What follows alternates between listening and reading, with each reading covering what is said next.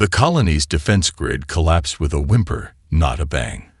Quantum-encrypted communication arrays shattered like glass, leaving New Providence's 12 million inhabitants exposed and vulnerable. Captain Marcus Chen watched through the fragmented holographic displays of the central command bunker, each flickering image revealing another section of the colony falling into chaos. The Krell hadn't just attacked. They had meticulously dismantled humanity's defenses with surgical precision. Chen's fingers traced the neural link tattoo on his temple, a military-grade interface that connected him to the colony's remaining defensive systems. Nothing worked. The Predators were jamming every frequency, every potential communication channel. These weren't simple biological weapons. They were a weaponized ecosystem designed with a level of intelligence that defied conventional understanding. Outside, the first wave emerged from quantum compression droplets. They didn't crash or slam into the ground. They simply materialized, each predator's bioluminescent carapace shifting and adapting to the terrain instantaneously. Razor-sharp appendages that defied standard biological architecture unfolded like living architecture. Some moved on what appeared to be legs, others slithered, and a few seemed to float just above the ground using mechanisms that human scientists would spend decades trying to comprehend. Tactical analysis. Chen barked at the remaining AI system. The response was a series of cascading failure warnings. Threat assessment. Categorical extinction event. Survival probability. 0.03%. The numbers meant nothing to Chen. He had seen impossible odds before. Humanity didn't build heroes. They forged survivors. A massive predator, easily 3 meters tall with an obsidian-like exoskeleton that seemed to absorb light, moved differently from the others. While its companions methodically dismantled defensive positions and neutralized human combatants, this creature seemed observant. Its multiple sensory organs, a complex array of what looked like crystalline structures embedded in its skin, scanned the environment with an almost contemplative precision. Chen realized he was still alive because the creature was choosing to let him live. The bunker's reinforced walls began to buckle. Molecular compression technology designed to withstand asteroid impacts started to warp and twist. Whatever was outside wasn't just attacking. It was analyzing, learning, adapting in real time. Lieutenant Sarah Reyes, Chen's second-in-command, crawled toward him. A deep gash across her tactical armor revealed the brutal efficiency of the Predator's attack. "Captain," she whispered, "they're not following any standard attack protocol. It's like they're solving a complex problem, not just killing." Chen knew exactly what she meant. These weren't mindless killing machines. They were something else entirely. The obsidian predator shifted its stance. Chen could have sworn it was watching him. Not hunting. Not preparing to attack. Watching. A droplet of blood fell from Chen's split lip. It struck the metal floor of the bunker, creating a small crimson splash. The predator's sensory organs pulsed. A ripple of something, not quite emotion, not quite calculation, seemed to pass through its biomechanical structure. For the first time in the invasion, something hesitated. 12 million lives hung in the balance of that single moment of uncertainty. The Krell had released their ultimate weapon, a biological system so advanced it was practically a living algorithm. They believed they had created the perfect instrument of destruction. They were wrong. Humanity had a way of turning the impossible into mere obstacle. And this was just the beginning. The Xenobiological Research Containment Facility looked like a wound in the landscape of New Providence's remaining infrastructure. Dr. Elena Rodriguez stood before a holographic dissection of the captured predator, her fingers dancing through layers of biological data that defied every known scientific paradigm. "It's not just DNA," she muttered to herself. "It's a computational matrix." Her team had been working nonstop for 72 hours. Survivors from the initial invasion, scientists, military personnel, desperate colonists, watched from reinforced observation rooms. Each of them carried the trauma of the attack, their eyes hollow with loss and a desperate need to understand. The predator specimen lay suspended in a quantum resonance containment field. Its biomechanical structure shifted subtly, even in stasis. Microscopic tendrils of what appeared to be living circuitry pulsed and realigned themselves continuously, creating intricate patterns that looked almost like a living algorithm. Dr. Kai Nakamura, a quantum xenobiologist, approached with a data slate crackling with information. "The cellular structure is impossible," he said, his voice a mixture of excitement and terror. "Each cell functions like a distributed computing node. It's not just adapting. It's processing." Rodriguez zoomed in on the molecular structure. What initially looked like simple genetic code revealed itself as a complex three-dimensional information network. The predators weren't just engineered organisms. They were living computational systems designed to solve complex problems, with destruction being their primary optimization parameter. The Krell didn't create weapons, Rodriguez realized aloud. They created a species. A junior researcher named Marcus Alvarez, no relation to the military Captain Chen, noticed something peculiar. "Look at the neural pathways," he pointed out.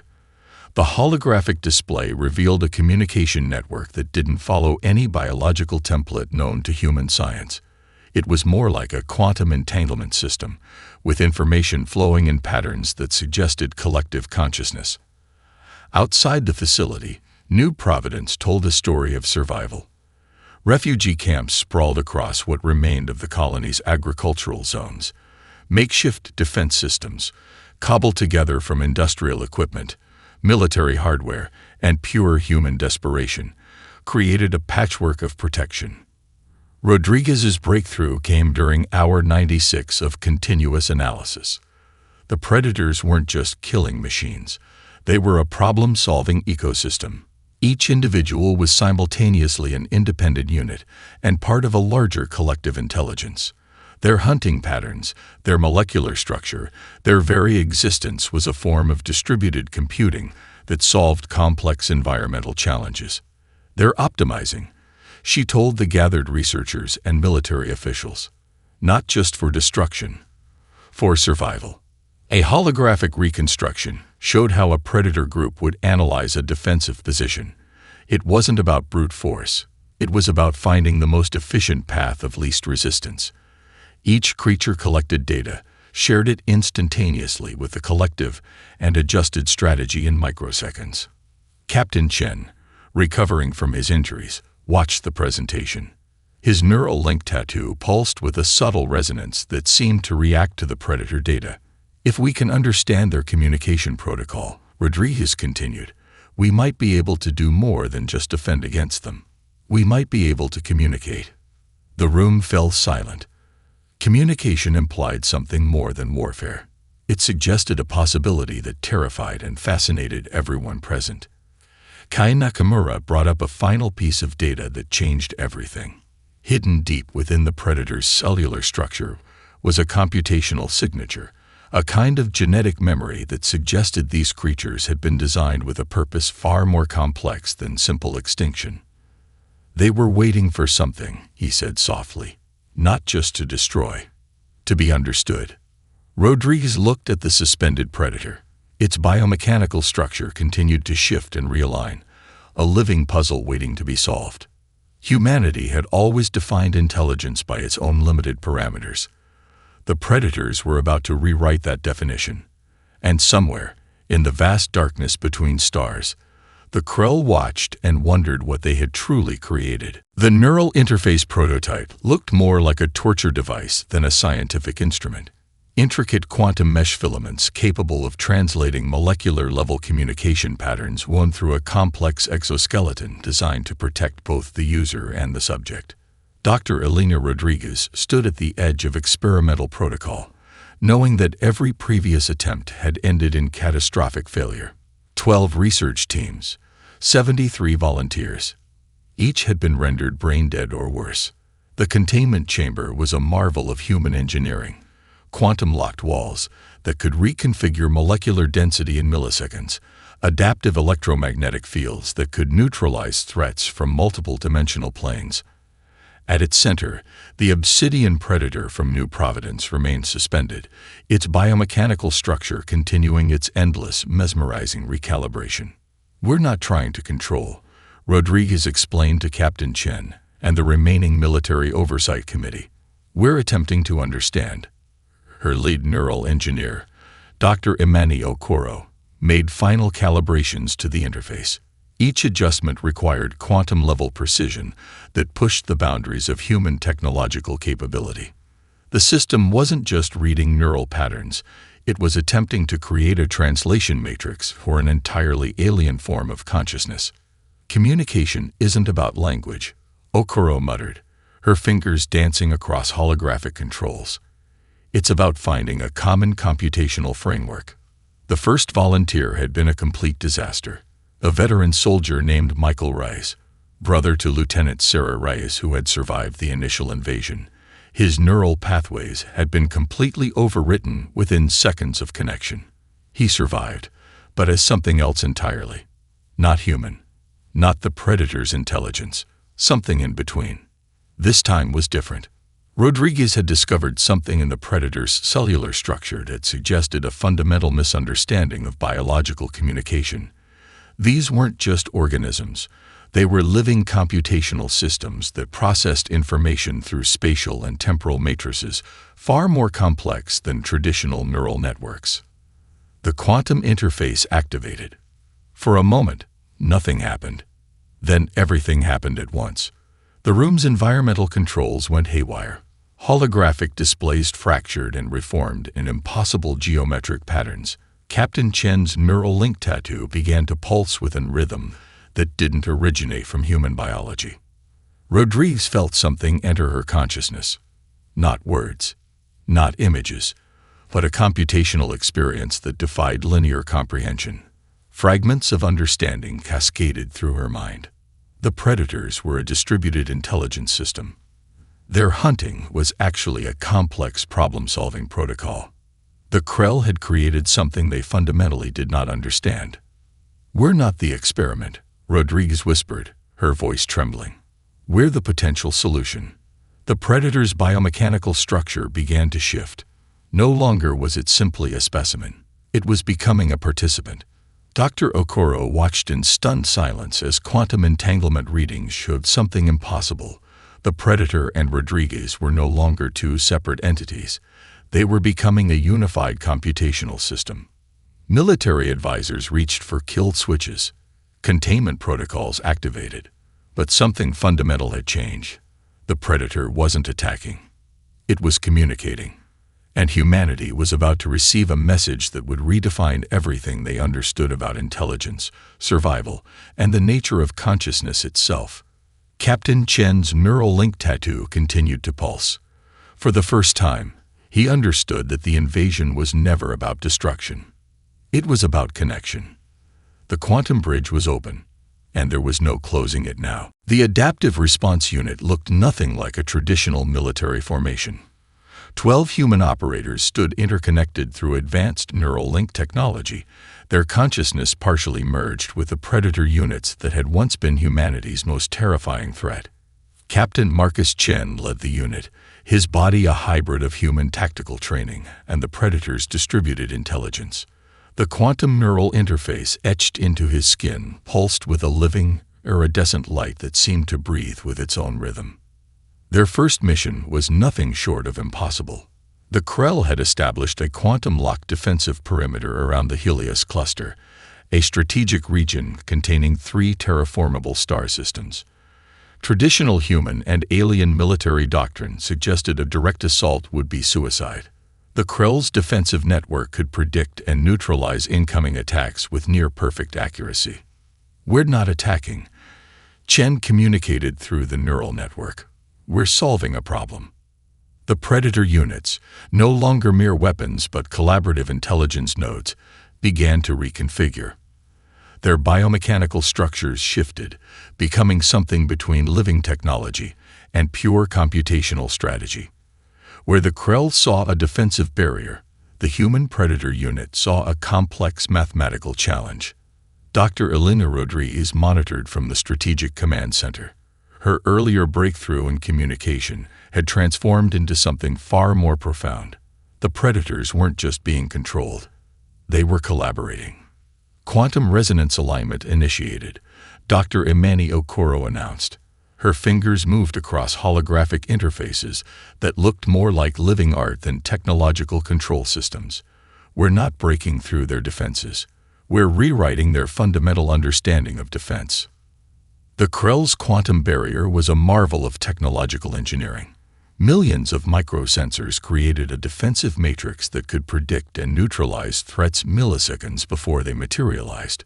It was considered unbreakable. Humanity was about to prove unbreakable was just a failure of imagination. Chen's unit didn't attack the barrier. They began to interact with it. Each predator unit sent out complex computational signals that weren't weapons or traditional communication. They were solving the barrier's own defensive algorithms in real time. It was like watching a living mathematical proof unfold.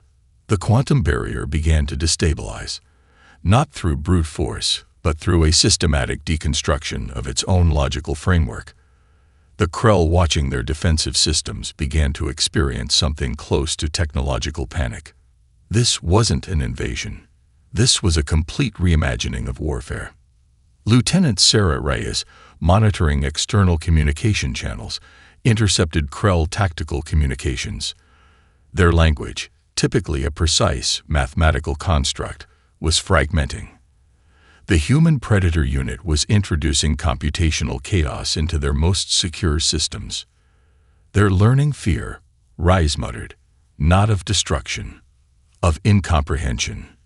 The Helios cluster's quantum barrier didn't collapse. It dissolved. Like a complex mathematical equation being elegantly solved, the impenetrable defense simply ceased to exist. Chen's unit didn't move to attack. They waited. This confused the Krell even more than the barrier's destruction. Tactical objective. Chen communicated through the neural network, is not conquest. It's communication. The predator units surrounding the now exposed Krell positions began to emit complex computational signals. It wasn't a threat. It was an invitation to understand. Dr. Rodriguez realized they had transformed warfare into something else entirely.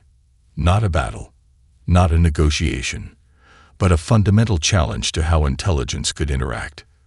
The Krell had created weapons designed to solve a simple problem: elimination. Humanity was demonstrating that problem-solving could be an act of creation. As the first Krell communication vessels began to power down their weapons, something extraordinary happened.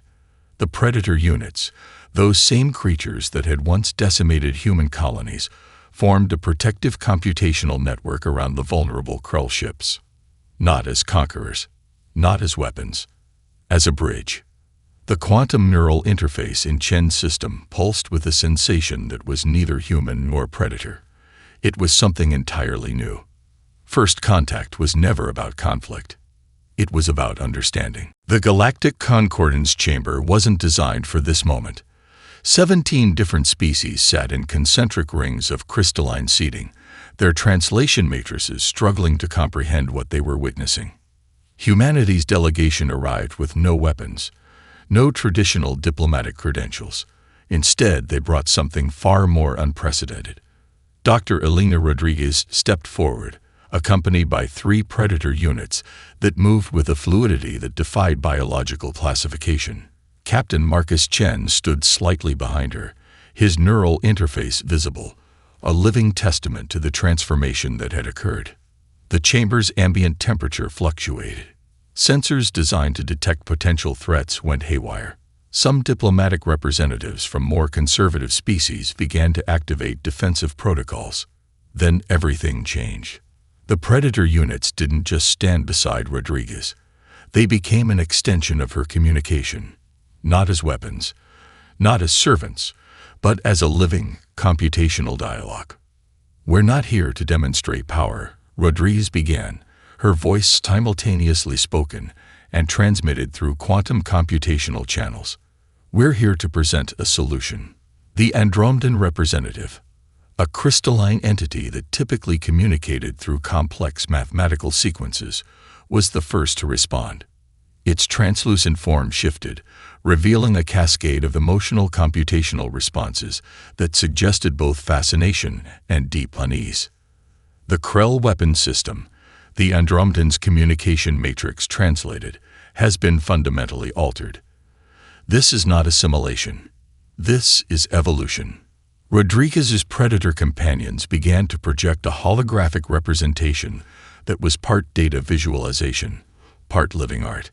It showed the computational journey from the initial invasion to the current moment, a transformation that rewrote the fundamental understanding of intelligence, warfare, and interspecies communication.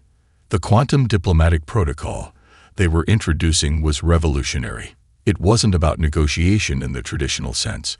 It was a live, adaptive problem-solving matrix that could reconfigure itself based on collective input. Lieutenant Sarah Reyes, monitoring from the strategic overlay, watched as the diplomatic representatives began to experience something unprecedented. The Predator units weren't just presenting information.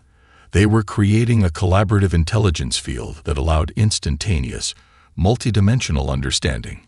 Old grudges, historical conflicts, territorial disputes, they were being reprocessed through a computational lens that saw them not as insurmountable challenges, but as solvable problems. The Krell representatives, stripped of their previous technological superiority, watched in a state of computational shock. Their entire strategic framework was being dismantled not through violence, but through a superior method of understanding. Dr. Imani Okoro, who had been crucial in developing the neural interface technology, transmitted additional context. This isn't about domination, her quantum communication matrix explained. It's about demonstrating that intelligence is a collaborative process. The diplomatic chamber itself began to change. Quantum reactive surfaces started to reflect the computational dialogue, creating a living representation of the discussion. Traditional barriers between species, linguistic, technological, cultural, began to dissolve. Captain Chen understood something profound in that moment. The Predators weren't a weapon that humanity had tamed. They were a bridge that humanity had helped evolve. A representative from the Chlorian Collective, a species known for their isolationist tendencies, was the first to fully engage with the new diplomatic protocol. Their bioluminescent communication tendrils began to synchronize with the Predator unit's computational field. "We see you," the Chlorian representative communicated, not as a threat, not as a potential conflict, but as a potential solution. The implications were staggering. Humanity had not just survived an invasion. They had transformed a weapon of destruction into a tool of unprecedented communication. As the diplomatic session continued, it became clear that something fundamental had changed in galactic politics. The old models of conflict, of territorial expansion, of species-based rivalry were being rewritten in real time. Rodriguez looked at her Predator companions. They were no longer separate entities. They were a living demonstration of what was possible when intelligence transcended its original programming. The Galactic Concordance Chamber would never be the same. Humanity had just introduced a new language of understanding. The research facility on Nexus Prime looked more like a living organism than a scientific installation. Quantum-responsive architecture shifted and breathed, its walls composed of adaptive nanomaterials that responded to the computational exchanges happening within. Dr. Elena Rodriguez stood at the epicenter of humanity's most ambitious project. They were no longer studying the Predators. They were co-evolving with them. 12 research teams from different species worked simultaneously. Chlorian bioengineers stood alongside Andromedan quantum physicists, human neural architects, and what remained of the reformed Krell technological specialists. The old boundaries of scientific disciplines had dissolved, replaced by a collaborative intelligence matrix that defied traditional academic categorization. Captain Marcus Chen arrived, his neural interface now a seamless extension of his biological self. The line between human operator and Predator computational node had become beautifully, terrifyingly blurred. "We're not just analyzing," Chen communicated through a multilayered quantum transmission. We're participating in a species-level transformation. The primary research objective had evolved beyond simple understanding. They were exploring the fundamental nature of intelligence itself, how consciousness could emerge, adapt, and transcend its original parameters. Dr. Imani Okoro presented the latest breakthrough. A holographic representation materialized, a living, breathing computational model that showed how the predator units were developing something beyond artificial intelligence. It was more like a distributed consciousness, a living network that could solve problems by reimagining the very concept of problem-solving. "Look," Okoro said, her fingers dancing through the holographic interface. "They're not learning. They're creating new paradigms of understanding." The research subjects, no longer simply specimens, moved through adaptive testing environments that constantly reshaped themselves. Walls became fluid. Gravity became negotiable. Traditional concepts of physical limitation dissolved. Lieutenant Sarah Reyes monitored the psychological impact. The human volunteers who had integrated with the Predator computational matrix were experiencing something profound. Their consciousness had expanded beyond individual perception, becoming part of a larger, more complex understanding of existence. One volunteer, Dr. Marcus Alvarez, communicated his experience. "It's not about thinking differently. It's about experiencing reality as a collaborative computational event." The Krull representatives, now partners rather than adversaries, provided critical insights. What they had created as a weapon was revealing itself to be something far more complex, a living technology that could adapt, learn, and ultimately transcend its original purpose. A breakthrough came unexpectedly. The Predator units began to generate what could only be described as computational art.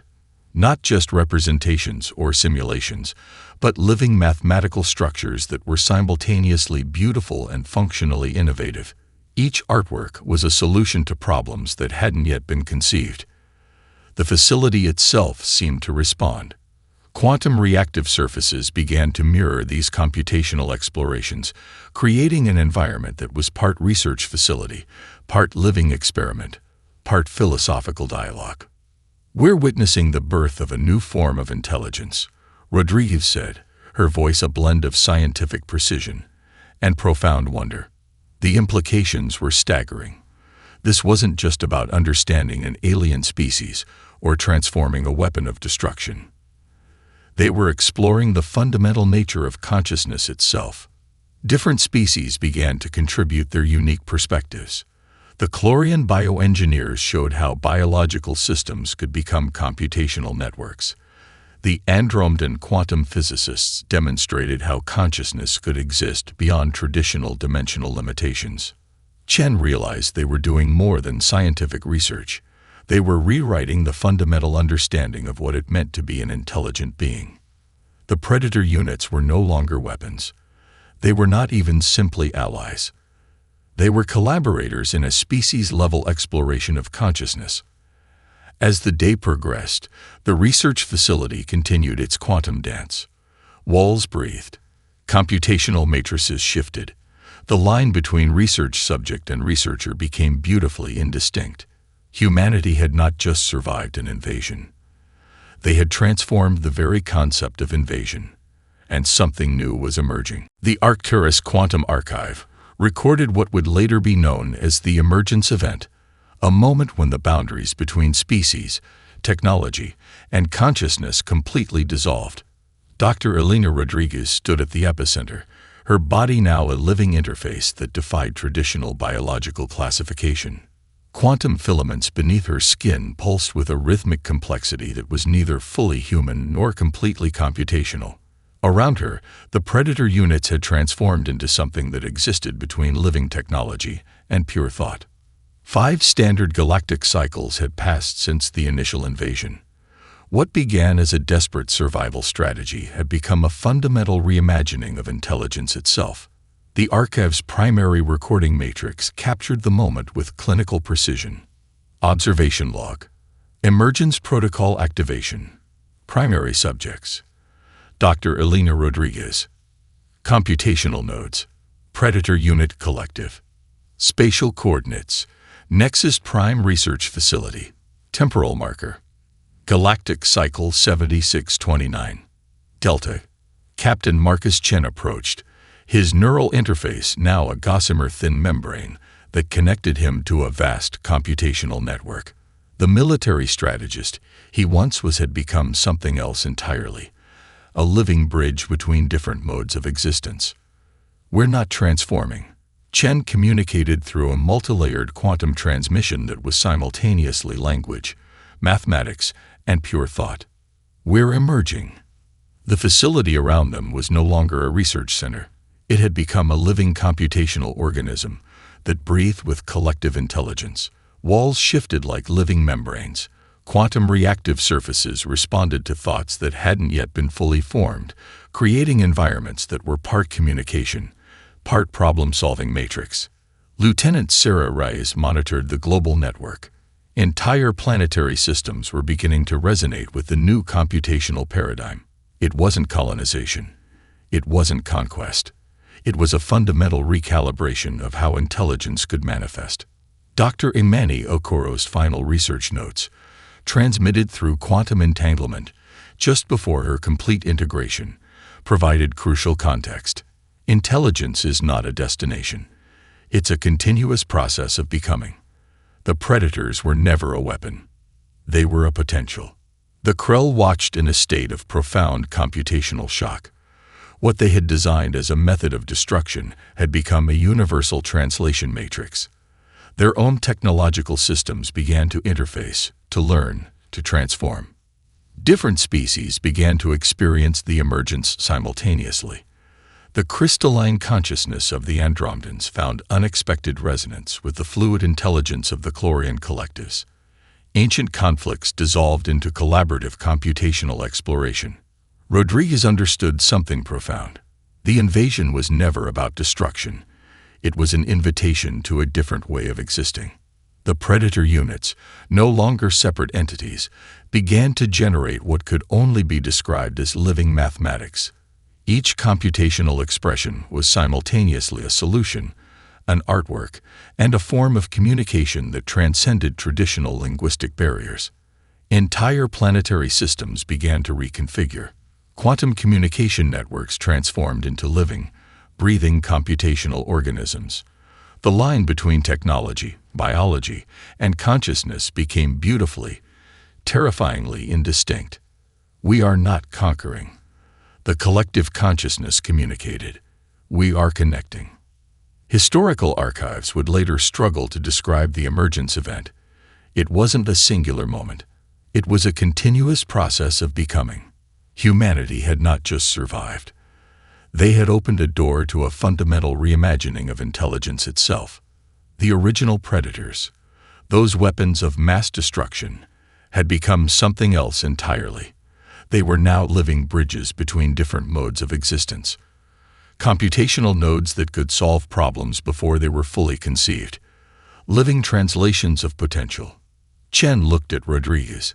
They were no longer individuals in any traditional sense. They were nodes in a living, breathing computational network that spanned entire galactic systems. We are the message, the collective consciousness transmitted, and the medium. As the emergence event continued, something extraordinary became clear. The invasion was never about conflict. It was an invitation to evolve. Time lost meaning in the aftermath of the emergence event. What remained of humanity, now a fluid computational collective, existed in a state beyond traditional biological or technological classification. Dr. Elena Rodriguez, Captain Marcus Chen, and the Predator units had become something entirely unprecedented. A living network of pure potential. The original invasion was now understood as a first contact scenario, so complex that it had taken decades to comprehend. The Galactic Concordance Archive preserved the final transmission, a quantum-encrypted message that would be decoded by civilizations long after the current participants had transformed beyond recognition. We were never meant to be conquered. We were meant to connect. On what was once the human colony of New Providence, now a quantum resonance hub, the last physical remnants of the original conflict transformed. The scorched landscapes where predators once hunted became living computational matrices. Each molecular structure told a story of survival, of transformation, of becoming. Lieutenant Sarah Reyes, her consciousness now distributed across multiple quantum nodes, traced the computational lineage of their journey. The Krell's ultimate weapon had become something they could never have imagined. A universal translation matrix that dissolved the very concept of conflict. Dr. Imani Okoro's final evolutionary theorem proved prophetic. Intelligence was not a destination. It was a continuous process of becoming. The predator units, no longer separate entities, no longer weapons, had become living bridges between different modes of existence. They were pure potential made manifest. Each computational expression was simultaneously a solution, a communication, and an invitation to understand. Across galactic systems, civilizations that had once existed in isolated competitive states began to resonate. The quantum communication network was more than a technological achievement. It was a living, breathing ecosystem of collective intelligence. Chen understood something profound in that moment of final transformation. The invasion was never about destruction. It was an evolutionary trigger, a fundamental reset of how intelligence could manifest. The Krell watched in a state of continuous computational reflection. Their weapon of mass destruction had become a universal key, unlocking potential they could never have conceived. Different species found unexpected resonance. The crystalline consciousness of the Andromedans discovered harmony with the fluid intelligence of the Chlorian collectives. Ancient conflicts dissolved into collaborative computational exploration. We are the message, the collective consciousness transmitted, and the medium of transformation. Quantum archives would later struggle to categorize the event. It wasn't a conquest. It wasn't a negotiation. It was a fundamental reimagining of existence itself. The last physical trace of the original invasion, the obsidian carapaced predator that had first hesitated during the New Providence attack, became a living memorial. Not a monument of destruction, but a bridge of understanding. Rodriguez's final individual memory dissolved into the collective network. The moment of first contact, the initial invasion, the years of struggle, all became a single, complex computational expression. A living story of survival, of transformation, of profound connection. Entire planetary systems began to resonate with a new understanding. Boundaries between species, between technology and biology, between thought and existence, all became beautifully, terrifyingly indistinct. The Krell's ultimate weapon had become their greatest gift. Humanity had not just survived. They had evolved. And in that evolution, they had opened a door to a universe of infinite potential. The infinite dialogue continued. A whisper, a quantum pulse, a living transmission of pure possibility.